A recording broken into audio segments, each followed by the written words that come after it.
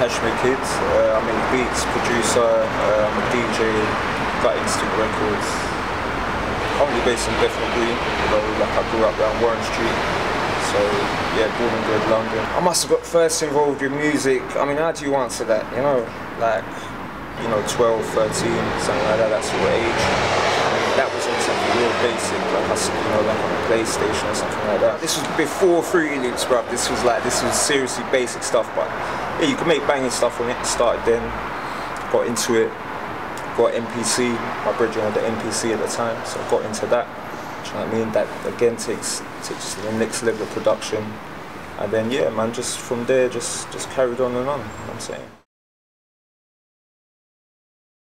And I guess like all of us, we were all influenced by like hip hop over here. I made a lot of hip hop at the time. Do you know what I mean?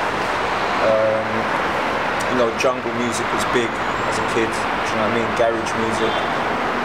But I've never really, I've tried not to sort of make genre or scene music ever. Do you know what I mean? The majority of the music I make is just for myself, just to listen to. So it's not really, I wouldn't really say a genre, but it's London music. Whatever people who've lived here, what we've been influenced by.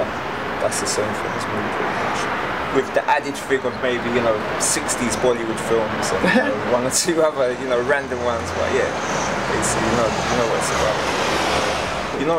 From the sort of hip-hop scene and the culture that was surrounding that hip-hop thing was really about looking back and checking out old records. And I don't know if that's really so much a thing these days to the kids, but definitely, I've got a bunch of old records in there, do you know what I mean? If I go to a new town, I'll definitely check out a charity shop for records, and do you know what I mean? Like, I'm really geeky about that sort of thing, and finding new sounds, and any of the newer records that I'm making now, even some of them will have sounds that, I might have picked up 5 years ago in some random place somewhere, do you know what I mean? So, that, I like that personally, that makes me happy to be doing it. I was into jungle a lot, but when I heard Timeless, his album, like, that just, for me, that made me realise like what you can do, like how you can actually take something that's underground music and it's very like bass heavy and even quite aggressive and really very much like street music, but you can make an album which is so reflective and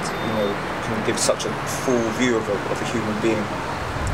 I think that album really did change the way I view what can be done with dance music. Do you know what I mean? I don't know, you could say maybe once you define yourself, then you're dead in it, do you know what I mean? It's like I don't really, I just make what I make. Really, it's, I was at a talk the other day where they were saying like, that each genre just kind of takes from the last genre and adds to it.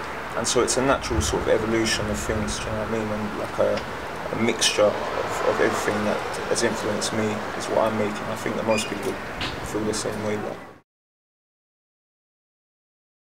Do we actually have a community anymore, like a record shop would have a community, or like some of these places where you had to meet up person to person and you had to, feel something in a sort of human way like that, do you know what I mean? And are we missing out even as much as we can talk on, Twitter and all these things? Like, do we actually miss out on the community side of things? I think there's an argument for saying that, do you know what I mean? Obviously, it's the plus side is that, now if I make something and I want to let you lot hear it, I can just send it out there. There's so much more sort of access between artists. The major labels aren't being the aggressive middleman that they were before, do you know what I mean? Because they can't.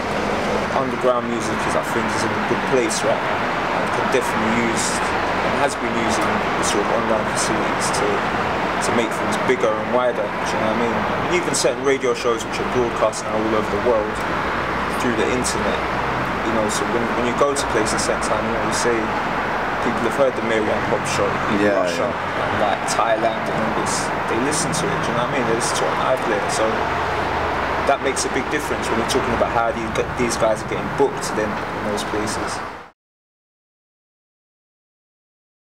The thing about money is in music is, you can put out more what you want, do you know what I mean? And you can like nourish artists that need it, because not everyone's, at a stage where they can just come and do music full time. But everyone's got stuff they've got to do, and everyone's got, responsibilities and stuff. So money can make things easier for certain people that they can really, get into their craft and make the best music that they can.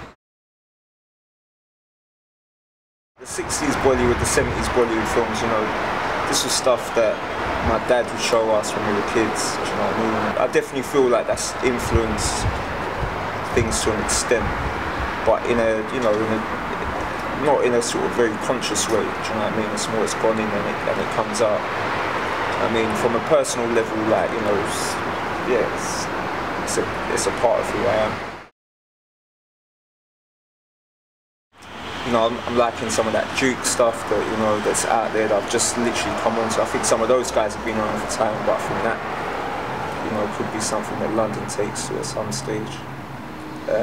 There's a lot of people out there, man. There's really, like, I think we're at a really good time in music right now. There's a lot of new people coming through, making really interesting records. And, you know, I wouldn't even know where to start, you know what I mean? But they are out there. In terms of plans, we've got Instinct, there's a lot coming out. We've got like, probably another one of my singles coming early next year. We've got Goldilocks' single in December, which I've got a collaboration on as well. And then some, like probably an EP in the new year. There's certainly a mixtape as well, which is kind of hovering around right now, which I'm going to send out at some point. So yeah, there's lots.